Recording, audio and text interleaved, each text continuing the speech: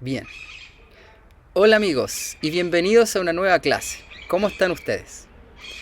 Un gusto tenerlos para una nueva clase respecto a este gran pilar de la salud que es la alimentación. Esta vez vamos a hablar de un tema que aún sigue siendo un poquito controvertido y que es sobre el gluten, que es una proteína del trigo que se encuentra también en el centeno, en la cebada y en otras sustancias y otros alimentos también. Y los lácteos, específicamente la caseína, que es una proteína que se encuentra en todo tipo de lácteos. Vamos a hablar de que muchísimas personas, el evitar y eliminar estos alimentos va a sanar enfermedades. Vamos a ver por qué nos hacen mal estos alimentos, por qué en algunos casos no es necesario sacarlos. Hay algunos panes que se hacen de alguna forma en la cual no genera un daño tan grande, en la cual podemos vivir una vida de forma saludable igual comiendo un pan hecho de buena forma.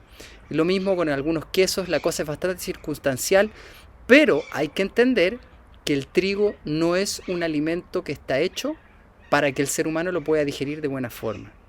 Lo mismo con los lácteos.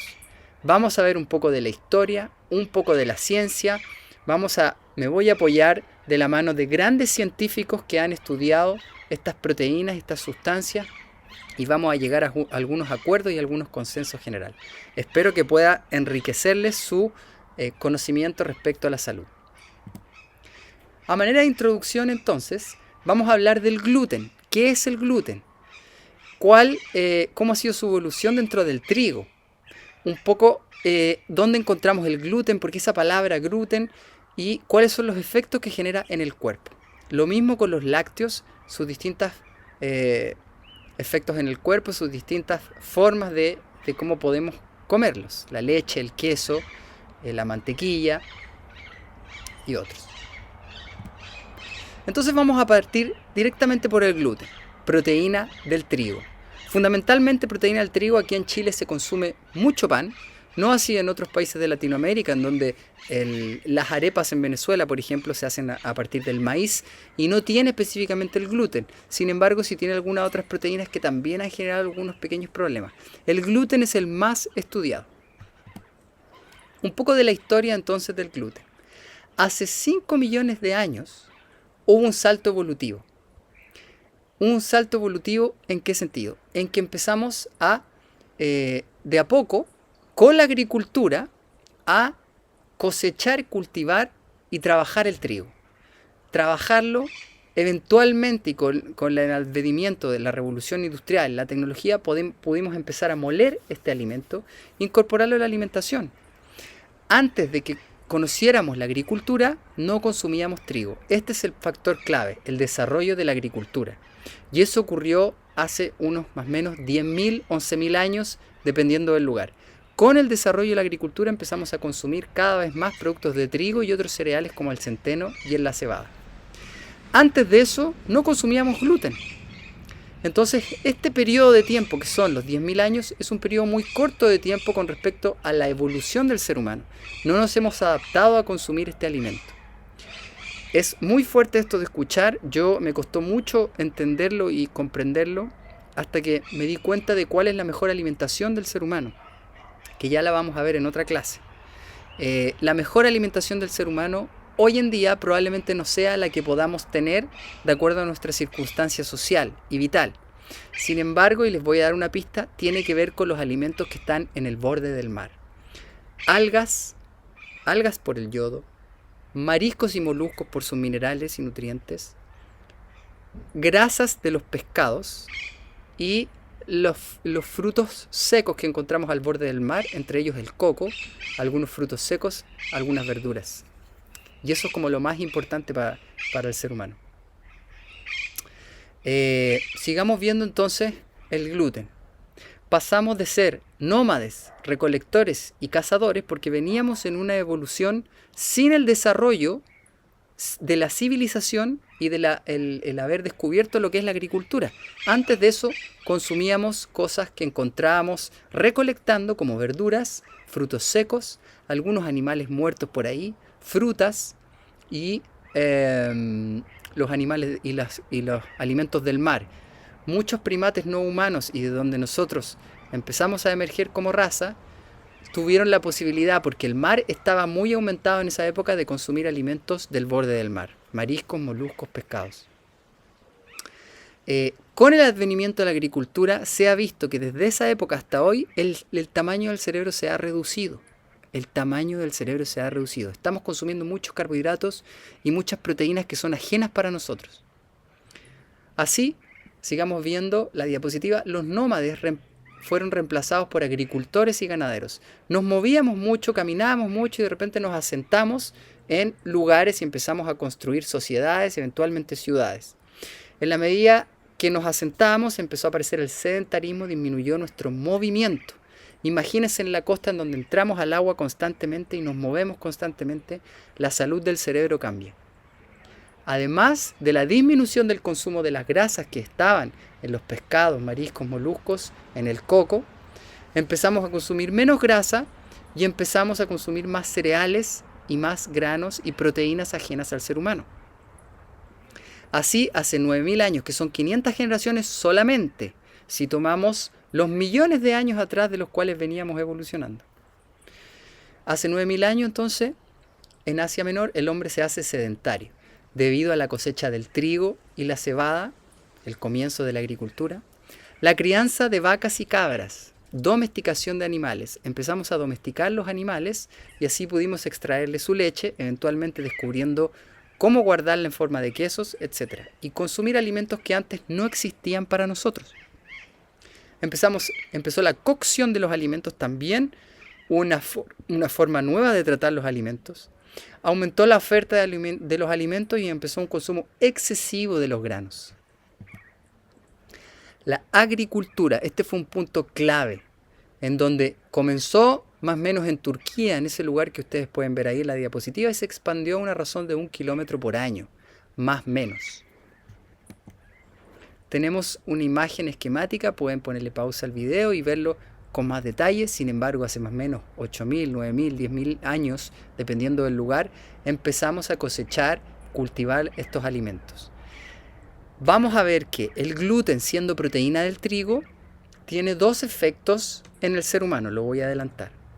No podemos digerir esa proteína por la estructura tridimensional que tiene, por su composición terciaria, que se llama en bioquímica.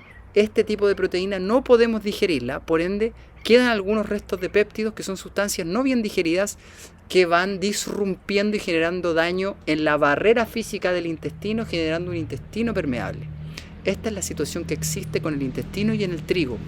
Esta novedad que fue la agricultura permitió muchas cosas positivas, pero sin embargo empezó de a poco a dañar el intestino del ser humano y a afectar el desarrollo del cerebro, que venía de buena forma. Así el trigo también iba evolucionando. La riqueza en algún momento empezó a depender del grano del trigo. Sociedades que cultivaban más trigo eran más ricas. Los romanos en la Edad Media, hace 400 años, tenían mucho más trigo, entonces eran mucho más ricos en este sentido. Hoy en día, con el advenimiento de la bioingeniería, somos capaces de tratar el trigo, de afectarlo genéticamente y hacer una producción masiva del trigo. ¿Para qué? Para abastecer a más cantidad de la población. Muchos productos procesados tienen gluten, porque el gluten no solo es un nutriente, no solo es una sustancia que se usa como alimento, sino que pega las cosas, se usa como un aglutinante. Muchos productos de panadería y repostería están hechos de gluten. Ya vamos a ver la consistencia del gluten. Pueden ver ahí en la fotografía entonces cómo ha cambiado el gluten en los últimos años, ha cambiado su genética y hoy en día se está modificando genéticamente. Eso también tendría repercusión en cómo lo estamos asimilando nosotros. Sin embargo, lo más importante aquí es su composición, es el gluten, que afecta a todo ser humano. Antes el 5% tenía semillas, el 5% de los trigos de punta tenía semillas. La altura era distinta. Con el tiempo las semillas se volvieron más cortas y había menos semillas, más semillas. Estos cambios morfológicos fueron por el tiempo, por los cambios climáticos, por la sobrecosecha del ser humano, etc. Ahora, esta es la diapositiva más importante, que es el gluten. ¿Ven ustedes ese pan? Es un pan que tiene una consistencia particular, es como elástico, tiene aire adentro. Esa característica se la da el gluten, la proteína. La proteína tiene una conformación tal que es relativamente elástica, entonces permite el ingreso de aire. Ese pan que es rico y con esa consistencia es gracias al gluten. Gluten es una palabra que viene de glue y en inglés significa cola o pegamento. ¿Por qué es importante esto? Porque se usa en muchos productos no alimenticios que se usa para pegar. Para pegar, por ejemplo, esa cola que usan para pegar en los sobres de las cartas en donde uno pasa la lengua, en las cartas para pegarlas, eso tiene gluten. Muchos cosméticos tienen gluten. Muchos otros productos de belleza o cremas tienen gluten. ¿Y qué es este gluten? Entonces es una sustancia del trigo que se llama proteína. Es una proteína estructural, tiene que ver con su composición y que funciona como adhesivo y que aglutina la harina para hacer productos de panadería. Permite que la masa se infle, como ya les conté. Como agente estabilizador confiable se usa en quesos, en salsas, en margarinas, en acondicionadores para el cabello. Miren ustedes, rímeles para pestañas. Vean cualquier cosa que ustedes están usando, el producto, y vean en los ingredientes a ver si tiene gluten o no. Algunas personas son demasiado sensibles al gluten y genera problemas de alergia, entre otros. Veamos entonces, abajo a la izquierda tenemos el trigo, conocido por todos. En algunos lugares el trigo es distinto a otros lugares, quizás por la modificación genética. En Estados Unidos se reportan muchos síntomas por consumo de gluten, no así el trigo en Europa.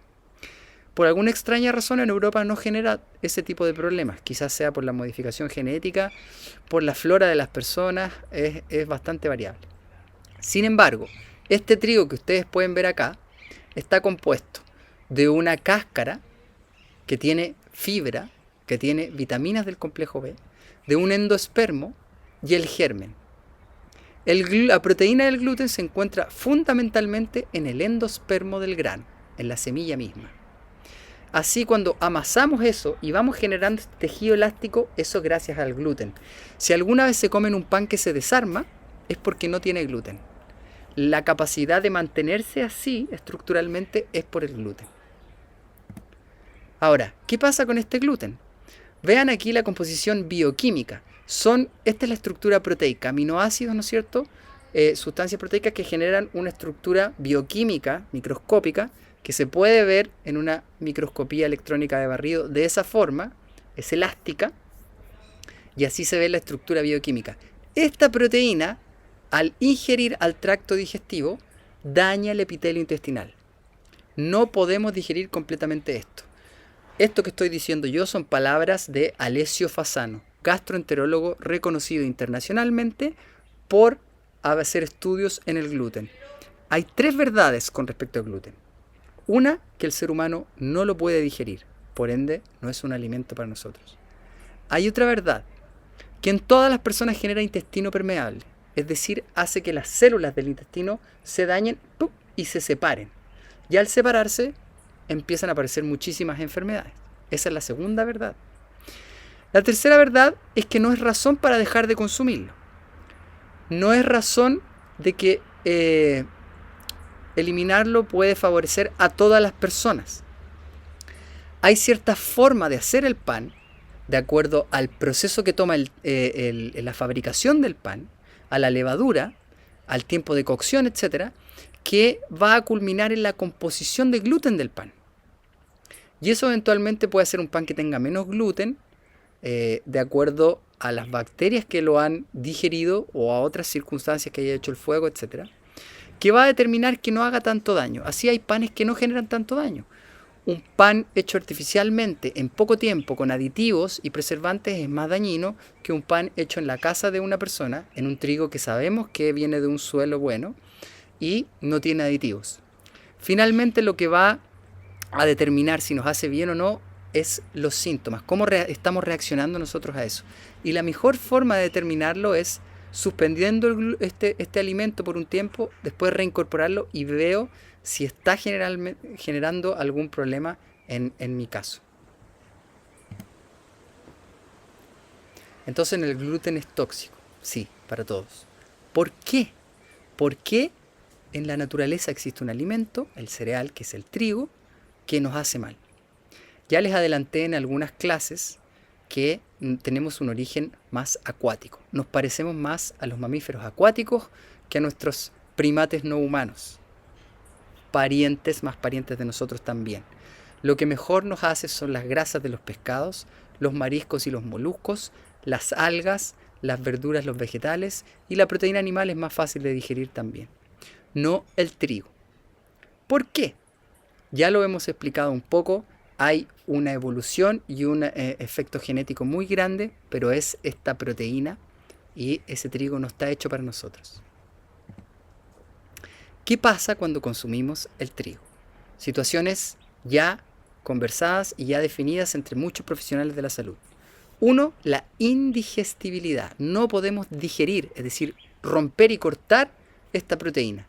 Por ende es como comer algo que no podemos realmente asimilarlo. Produce unas sustancias que algunos científicos han estudiado que son gluteomorfinas. Estos trozos péptidos se transforman en unos péptidos, en unas sustancias que generan un efecto opiáceo, como los opioides. Literalmente se transforma en una droga y genera adicción. Por eso también es muy adictivo esta sustancia. Genera un intestino permeable, por ende siendo la puerta para muchísimas enfermedades, todas. Vean ustedes la clase en la introducción del colon como eje de la salud y el intestino permeable a todas las enfermedades que está asociada. Ya les voy a mostrar un gráfico, son cientos de enfermedades. Por último, está asociado a inflamación del cerebro. Los nervios se dañan. La vaina de mielina, que es una capita de grasa que cubre los nervios, se daña por el gluten. Y el daño cerebral que ocurre es invisible porque no sabemos qué está ocurriendo. Sin embargo, el gluten se asocia con Alzheimer, esclerosis múltiple, Parkinson, muchos tipos de demencia, disminución de la corteza cerebral, etc. Leamos aquí juntos. El gluten causa intestino permeable en todos. Eso por Alessio Fasano. Pueden buscarlo y profundizar en eso. El gluten es una enfermedad cerebral. Marius Hajivayasu. El gluten no es una enfermedad, sin embargo, comer gluten sí. La intolerancia al gluten siempre afecta al cerebro. Eso es de David Perlmutter. Vamos a ver algunos de los libros. Ya les voy a mostrar. Ahí están los libros de los cuales vienen estas frases. David Perlmutter, un neurólogo reconocido internacionalmente, tiene un libro que se llama Cerebro de Pan. Él cuenta las atrocidades que genera el gluten y los carbohidratos en el cerebro, por ende en nuestra salud mental, en nuestro ánimo, en la posibilidad de pensar bien. Alessio Fasano, el gastroenterólogo, también muy connotado, que profundizó en el gluten, tiene libros de eso. Hay muchos médicos que han dejado de consumir gluten. Muchísimos médicos. Esto está empezando a aparecer cada vez más. Hay un síndrome asociado al gluten. Rodney Ford trabaja con eso. Y así, William Davis ha escrito libros, Mercola, Mark Hyman, muchos médicos de la medicina funcional han definido lo mismo. Sigamos entonces. El gluten provoca intestino permeable. Ya lo contamos. Vemos aquí, síganme en el cursor. Entra el pan, el producto de panadería, el baguette, el muffin.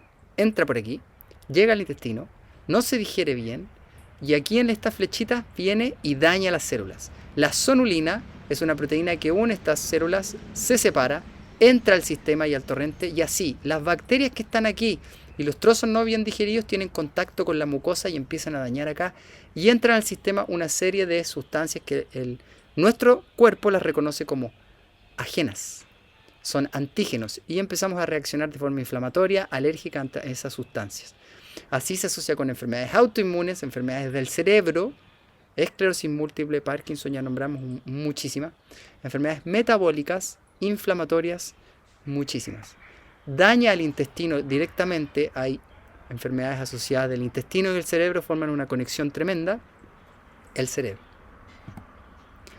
Aquí tenemos alguna tabla que ustedes pueden detenerse a ver con calma, le ponen pausa al video y la leen. Si tienen alguno de esos síntomas y están consumiendo gluten de forma diaria, es decir, pan de forma diaria, algún producto de panadería, repostería que tenga gluten, evalúen la posibilidad de suspenderlo por un tiempo y vean cómo se sienten al suspenderlo por lo menos por 30 días. Por lo menos. ¿Qué pasa a nivel intestinal? Que uno se hincha, que le duele el abdomen, que hay diarrea, que duele la boca del estómago, náusea, reflujo, hinchazón y aftas bucales. En el resto del cuerpo, cansancio, malestar, dolores de cabeza muy asociados, migrañas muy asociados al gluten, ansiedad, inquietud, me siento estresado y no sé qué me pasa, no me siento tranquilo. La mente nublada, dijimos que la mente nublada podía ser por exceso de acidificación, por falta de magnesio, ahora vemos que también es por gluten. Se adormecen las extremidades, situaciones en los nervios, hormigueos, también por gluten. Eczemas y dermatitis de muchos tipos. La psoriasis, la dermatitis atópica fundamentalmente está asociada con el gluten. Vemos ahí que hay otros asociados, infecciones urinarias frecuentes. Muchas mujeres tienen infección urinaria y no se les pasa nunca. El gluten daña constantemente la pared del intestino. Problemas neurológicos asociados directamente al gluten, ataxia, neuropatías periféricas, esquizofrenia o síntomas de ese tipo. Depresiones, ansiedades, eso ya las nombré y eso también lo nombré. Algunas tendencias desde el punto de vista económico. Google nos permite mostrar que la alimentación desprovista del gluten, es decir, los alimentos sin gluten se están vendiendo cada vez más en los supermercados. ¿Qué nos dice eso? Que la gente se está sintiendo mal comiendo gluten y al comer estos alimentos sin gluten probablemente se sientan mejor porque se están comprando cada vez más. Pónganle pausa al video y pueden ver con detalle la lista de enfermedades. Esos son nombres médicos de las enfermedades asociadas al gluten. Suspendan el gluten por 30 a 60 días y van a ver que su enfermedad va a mejorar. Daños por el gluten. Ahora no como enfermedad propiamente tal, sino tipos de daños. Daño neurotóxico. Daño al sistema inmunológico. Es inmunotóxico. Teratogénico. Se asocia con malformaciones en los niños. Nefrotóxico, daños al riñón. Diabetogénico, se asocia con exceso de azúcar en la sangre y problemas de resistencia a la insulina. Alergénico, sí, se asocia con muchas alergias. Disruptor endocrino, afecta a todo tipo de hormonas. La tiroides también la afecta. Afecta a las células y ahí podemos ver algunas de las cosas que genera. Eso es un típico rash que puede ser por gluten. Si no consume gluten, esa persona se va a mejorar mucho más rápido. Así, en el cerebro, cuando uno hace escáner o resonancia y empieza a ver focos inflamatorios que se ven en la esclerosis múltiple, está muy asociada con el gluten. Aquí tenemos cables, así lo quise representar yo. Estos cables que están recubiertos por una grasita se dañan por el gluten, asociado a reflujo, náuseas, vómitos, diarrea, constipación, hinchazón, dolor abdominal. ¿Están aprendiendo cosas nuevas en la clase? ¿Les parece algo fuera de lo común? Les invito a profundizarlo. El gluten, la eliminación del gluten ha sanado a muchas personas. Es un pilar de la salud. Así como genera un intestino permeable, va a generar una situación en el cerebro de un aumento de la permeabilidad. También se está estudiando, es una forma de entender que el daño va al cerebro. Fatiga mental, depresión, ansiedades, disminución en la concentración, etc. Tenemos así la trampa del gluten. Es a la vez adictivo y es a la vez que nos hace mal. Ahora, quiero convenir que en muchos lugares de Europa se hacen pastas, el baguette y se come mucho trigo. Hay muchas personas que no generan problemas con este trigo por la forma de procesar y de fabricar los productos derivados de la harina. Probablemente pasen horas, 12 horas haciendo un pan. Con levadura, las formas de hacerlo también determinan la cantidad de gluten y si ese gluten ya fue digerido previamente. Quizás es posible hacer digerible este alimento. Por eso no en todas las personas hace mal, por eso es caso a caso. Sin embargo, si ustedes están comiendo un pan de dudosa procedencia, pueden intentar suspenderlo por un tiempo y ver cómo reacciona su cuerpo. Pasamos a otro punto, los lácteos. Eso con el gluten, si alguno tiene una duda puede escribirla, pero la profundización está en esos libros. El gluten genera daños, no siempre es necesario sacarlo, pero en todas las personas daña. En todas las personas daña. Esa es la conclusión. Yo trato de consumir la menor cantidad de gluten posible, casi no como gluten. De vez en cuando lo consumo por circunstancias sociales. Pero si tengo una base sin gluten, me siento muy bien, con energía y haciendo y rindiendo bien en mis cosas del día, duermo bien, etc. No tengo síntomas. Con respecto a los lácteos, tienen ahí una diapositiva. Juzguen a ustedes qué les parece. Por un lado, tenemos a una vaca alimentando a su hijo, un ternerito. Por sus ubres, en las ubres se produce la leche. La leche es un alimento que se produce en la glándula mamaria de los mamíferos. Es decir, si hablamos de leche de almendras, eso no está mal dicho. La leche se produce en la glándula mamaria de los mamíferos. Por otro lado, la leche humana es el mejor alimento para el ser humano. La cantidad de omega 3 que tiene es más que los pescados. Es lo mejor para el ser humano, la leche de la madre. Sin embargo, eso dura un tiempo. 2 años, podría ser más, cuando el niño quiera. ¿Qué pasa entonces en esa foto del medio? Vean ustedes. ¿Qué les parece un niño tomando leche de un mamífero distinto? Es otro animal, otra especie, otra genética, otra historia, otra forma de vivir, otra alimentación. Son cosas completamente distintas. Y por eso que las proteínas, es decir, las sustancias de estos lácteos producidos por la vaca, no le hacen bien al ser humano. Somos otra especie. Usamos el sentido común entonces. ¿Qué se imaginan? ¿Se imaginan nosotros en el campo si nos pusiéramos a tomar leche así? La proteína, que es la caseína, es la que genera el problema, no es la lactosa. La lactosa obviamente hincha y se han calculado entre 70 y 75% de la población mundial es intolerante a la lactosa. A los 2-3 años, este bebé puede digerir la lactosa, que es un azúcar derivado de la leche y que la mamá lo produce. En la pared del intestino, el niño tiene lactasa, una enzima que permite digerir eso.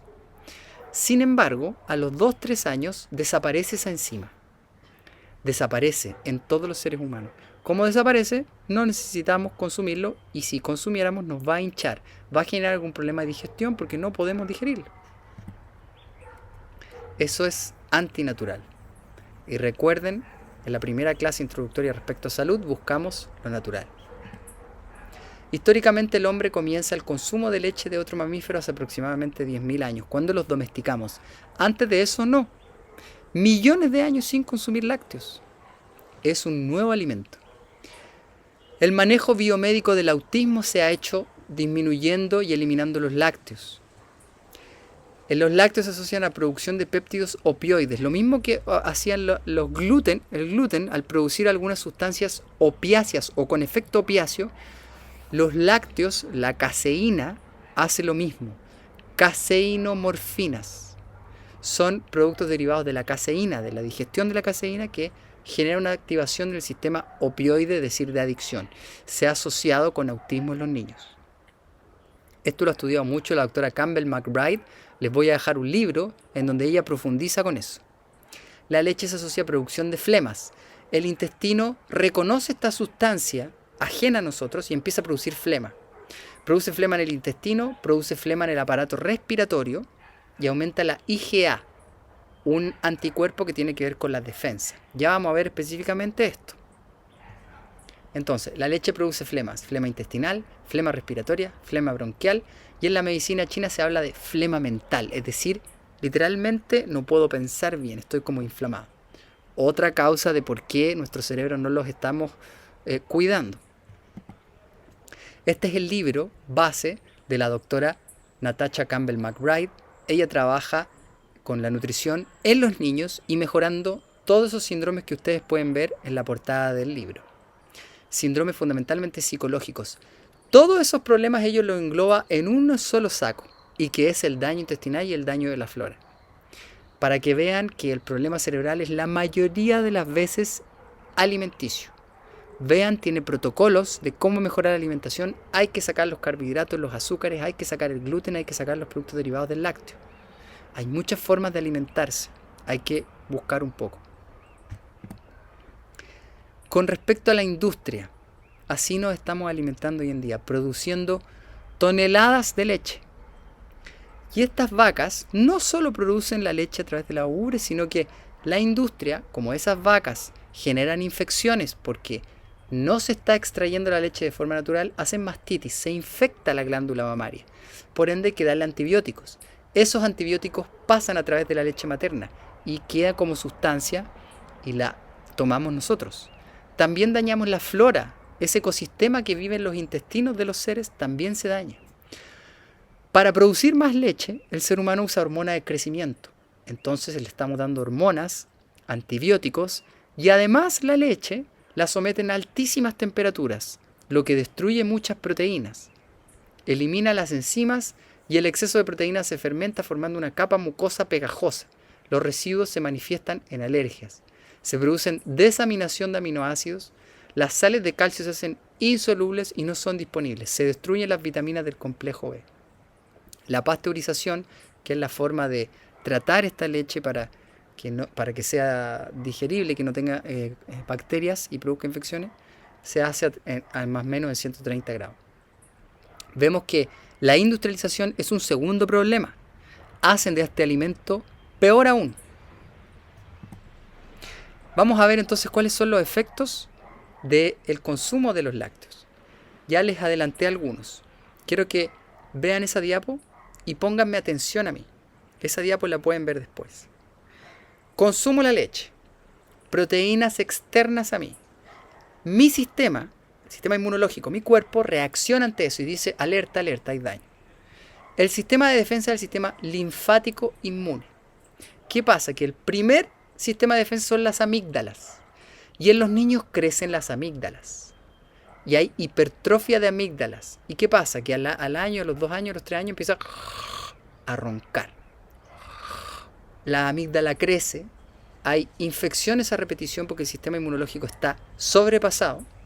Hay aumento de la producción de moco, resfriados frecuentes, rinitis, sinusitis, laringitis, otitis, bronquitis, neumonía.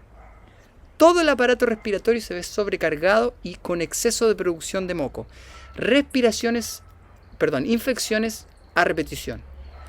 Exceso de producción de moco tapa la trompa de Eustaquio y hace otitis a repetición. La linfa, el ganglio linfático aumentan tanto que la boca del niño no deja espacio para que los dientes puedan aparecer. Por ende aparecen dientes chuecos después. Porque no hay espacio con el exceso de producción del sistema linfático, no hay espacio para que los dientes tengan su posición. Hay afectación en la trompa de Eustaquio, como dije, otitis, hay sinusitis, los senos paranasales se aumenta su congestión, no se puede respirar por la nariz. La respiración nasal es importantísimo en el niño para la oxigenación, para la postura. Se afecta toda la región cráneo-facial y la postura del niño es importante. Después empiezan los daños a nivel respiratorio. Los niños que hacen bronquitis a repetición es porque están recibiendo leches de vaca, es la caseína. Muchas fórmulas, en un tiempo era la leche purita, el sistema público de salud empieza a darle leche de vaca a los niños, pero no es bueno. En otras culturas se usan leches o lácteos, jugos derivados de cereales, como la leche de quinoa, en las tribus del altiplano en Bolivia. Leche de quinoa. Es un alimento muy rico que sirve para los niños, no usar leche de vaca. Entonces veamos la diapositiva. Con respecto a la lactosa, que es el azúcar de la leche, llega a una edad en que no podemos digerirlo. ¿Y qué ocurre? Que empiezan a haber dolores abdominales, hinchazón, niños con unos abdómenes inflados, gas, meteorismo, diarreas ácidas. La deposición empezó a ser ácida, huele de una forma distinta y duele el ano. Y empiezan a haber inflamaciones en el ano por lo mismo. diarreas que son explosivas y más sueltas. Dermatitis del pañal, porque la acidificación de la región pélvica es tan grande que empieza a dañar la piel y además el intestino está conectado con la piel, la flora bacteriana se afecta y en la piel empiezan a aparecer alergias. La dermatitis del pañal es por los pañales, por los lácteos, por la falta de zinc, etc. En las mucosas, ¿qué ocurre con la caseína, esta famosa proteína? Otitis, eczemas, problemas de piel, está muy asociado a problemas de piel, específicamente acné, rosácea, psoriasis y alergias, telangiectasias, que son unas arañas vasculares que aparecen en la nariz y en las mejillas. Dificultades respiratorias, esto ya lo hablamos. Crecen los ganglios, las adenoides, etc. Hay obstrucción de los bronquios, el niño le cuesta respirar, crece la linfa y en las radiografías de Cavum que se hacen a los niños para ver si hay que operarlos o no, esto crece. Así, todas estas cosas se engloban en un síndrome que se llama síndrome de inflamación de mucosas. Algo lo adelantamos en la clase del colon y su importancia como eje de la salud. Se inflama la pared del intestino y toda la sábana, que es la raíz del árbol, llega a todas partes del cuerpo. Problemas nasales, problemas de vejiga, y genitales y de intestino, que uno dice que no tienen relación, pero resulta que sí tienen relación. Se asocia a hipersomnia diurna, gente que anda cansada todo el día y tiene ganas de dormir. Constipación o diarrea, cualquier circunstancia se puede ver asociada a los lácteos. Rinitis y sinusitis alérgicas e infecciosas. Amigdalitis en la infancia. Asma. Infecciones urinarias frecuentes. Ovarios poliquísticos. Dolores menstruales y dolores mamarios. Riesgo de cáncer de próstata y cáncer de ovario. Es una lista de las cosas asociadas, las condiciones asociadas al consumo de lácteos. Si alguna persona tiene alguna de esas cosas, por ejemplo, dolores menstruales y dolores mamarios, sacar los lácteos, ver la clase del yodo y aportar yodo, ver la clase del magnesio y aportar magnesio, ver la clase de alimentación alcalina y alcalinizar la alimentación. Eventualmente sacar el gluten también. Y los lácteos porque vemos que están asociados. Síndrome de inflamación de mucosas, descubierto por un médico también, Medardo Rosales Estrada. Tiene un libro respecto al síndrome de inflamación de mucosas, bastante técnico y científico, y pueden entender ustedes por qué estos alimentos nos hacen mal. La flema, la famosa producción de flema, se asocia a, ustedes pueden verlo ahí, pero ya lo hemos comentado y lo voy a volver a repetir porque es muy importante. Reflujo gastroesofágico, sequedad de las mucosas, grietas y comisuras en los labios, pseudorosácea, como les dije, hay telangiectasias, arañas vasculares que aparecen acá asociadas a los lácteos. Esa carita muy asociada a lácteos. Está asociada a otras cosas también, pero los lácteos están íntimamente vinculados. El acné, flema respiratoria, asma, bronquitis, amigdalitis, otitis, sinusitis, etc. En las mamas, quiste mamario, dolores menstruales. ¿Por qué afecta a las mamas? Por el mantel, porque el intestino está íntimamente vinculado, porque la caseína inflama y a través de las mucosas y los linfocitos se conectan con las mamas. Flema intestinal, constipación, diarrea, distensión abdominal. Infecciones urinarias a repetición, por la disbiosis, por el intestino permeable, por la afectación de las mucosas. Flema mental y todo el espectro de condiciones mentales asociadas a los lácteos. ¿Y qué pasa con los huesos? Hay un mito que mucha gente tiene, que es que la leche hace bien para los huesos. Eso no es verdad. Y podemos ver que los países con mayor consumo de lácteos, Estados Unidos está entre los primeros, tiene mayor índice de osteoporosis. ¿Qué quiere decir? Tienen huesos débiles y descalcificados por el consumo de lácteos. ¿Por qué? Porque el calcio que viene en la leche no se absorbe, no se fija en el hueso, se pierde por la orina. ¿Y por qué pasa eso? Porque el exceso de proteína acidifica y entonces el hueso hace buffer y tiene que sacar el calcio. Hay estudios que muestran que la gente que consume más lácteos miden el calcio en la orina y el calcio que se consumió se perdió por la orina. No se puede fijar. Vayan a la clase del mundo mineral y vean cuáles son los minerales importantes para el hueso, la vitamina D, la gravedad, el calcio, y no solo el calcio, sino que el magnesio, el zinc, el fósforo, etc. Y hay otras fuentes de calcio, no el lácteo, no un alimento de otro mamífero. Esas otras fuentes de calcio está el cochayuyo, las semillas de sésamo y las verduras de hojas verdes en general. Vean aquí los gráficos. A mayor consumo de lácteos, mayor índice de osteoporosis y de fractura de cadera. Lo mismo acá y lo mismo acá. Ven, esto está asociado a ingesta de proteína animal, no solamente del lácteo. Y el índice de fractura de cadera. Siempre hay una relación proporcionalmente, directa proporcionalmente. Aquí, aquí, aquí. Entonces, conclusión, el gluten y los lácteos no son alimentos para el ser humano. Trigo, centeno, cebada y lácteos. Genera casiomorfinas y gluteomorfinas que están asociadas a adicción y enfermedades mentales. Ambos están asociados a problemas intestinales, cerebrales, familiares, sociales, políticos, etc. Si todas las personas dejaran gluten y lácteos, todas las personas mejorarían. Sin embargo, no es prudente hacer tales cambios. Cada persona va a ver si encuentran sentido con esto y si tienen alguna enfermedad importante que está asociada. Si me llega una persona que me consulta por algún problema neurológico importante, tiene problemas de equilibrio, de memoria y está consumiendo pan todos los días, un pan que no es de buena calidad, entonces probablemente mejore sacando el gluten.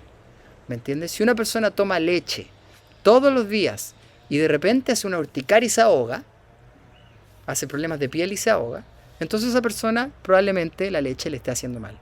Y así vamos a ir viendo muchas cosas asociadas a los gluten y los lácteos y vamos a entender que muchísimas personas van a mejorar sacando gluten y lácteos. Si es un pan hecho con un buen trigo, sabemos que las personas que consumen ese pan no tienen ningún síntoma. Están totalmente sanas y con buena energía. El pan está hecho de buena forma y consumen un poquito de queso y la persona no tiene ningún síntoma, entonces no es necesario hacer cambios. Es totalmente individual. Pero hay muchos datos hechos que ustedes los pueden ver por sí mismos y que los pueden tomar para ver si les hace sentido y eventualmente hacer los cambios. Vamos concluyendo con esta diapositiva.